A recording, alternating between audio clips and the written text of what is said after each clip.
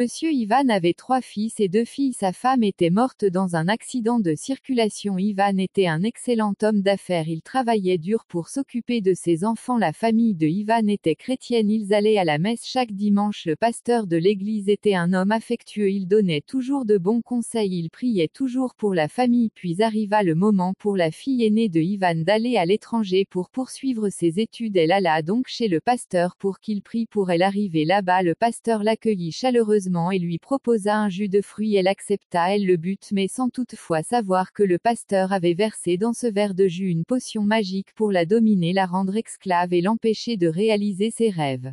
Ainsi ce pasteur malsain, grâce à cette poudre maléfique enchantée, vous dépouillait de votre volonté. Il vous manipulait comme bon lui semblait. Il volait vos étoiles, vos destinées, et vous devenez ses marionnettes. Le temps passa et le moment de partir venu pour la fille aînée de Ivan, mais à la grande surprise de la famille, elle ne voulut plus partir. Elle décida plutôt de rester pour s'occuper du pasteur et de l'église. Elle disait: je préfère m'occuper de l'œuvre de Dieu et en retour le Seigneur me bénira. Sa famille fut très surprise à cause de ce changement de décision, mais en même temps ils furent heureux de savoir qu'elle voulait servir Dieu. Mais ce que cette famille ignorait, c'est le sombre secret qui se cachait derrière cette soudaine décision.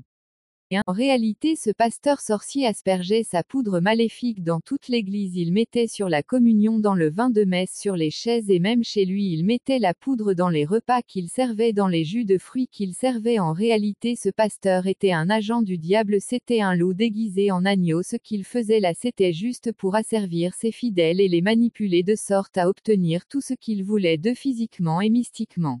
Vint le moment où un autre fils de Monsieur Ivan devait aller à l'étranger pour travailler. Il décida alors d'aller voir le pasteur pour qu'il puisse prier pour lui. Le pasteur l'accueillit chaleureusement et lui proposa à manger. Il accepta volontiers et comme d'habitude le pasteur alla en cuisine et aspergea le repas avec la poudre maudite, puis il donna le repas envoûté à son invité. Le fils de Ivan mangeait avec appétit. Son repas terminé, il rentra chez lui. Le temps passait et le jour du voyage approchait, mais curieusement le fils de Ivan ne préparait toujours pas ses affaires. Son père lui posa la question de savoir pourquoi il ne s'apprêtait pas à voyager. Il répondit: je ne voyage plus papa, parce que je vais rester au pays pour prendre soin de l'église et du pasteur, et comme ça Dieu me bénira. Cette réponse a rendu Ivan très confus et étonné. Ivan ne comprenait pas ce qui se passait. Ça faisait déjà 2 de ses enfants qui avaient refusé d'aller à l'étranger pour s'occuper du pasteur et de l'église. Ça devenait déjà bizarre. Ils décidèrent ensemble d'un plan pour espionner le pasteur et découvrir ce qui se passait. Ils conclurent alors d'aller chez le pasteur pour lui dire qu'il quittait le pays et pour voir ce que le pasteur allait dire ou faire le soir même. Les 2 enfants allèrent chez le pasteur. Ce dernier les accueillit chaleureusement, les fit asseoir et leur demanda s'ils voulaient dîner avec lui. Ils acceptèrent. C'est alors que le pasteur se leva et alla servir les plats de nourriture tout en ajoutant sa poudre maléfique. Mais cette fois-ci le pasteur fut filmé en plein délice par Aline, la fille de Ivan. Elle était bien cachée et filmait tous les faits et gestes du pasteur. Le pasteur avait été démasqué. Ensuite elle retourna vite au salon demander à son frère de faire semblant d'avoir mal au ventre pour ne pas avoir à manger de cette nourriture ensorcelée.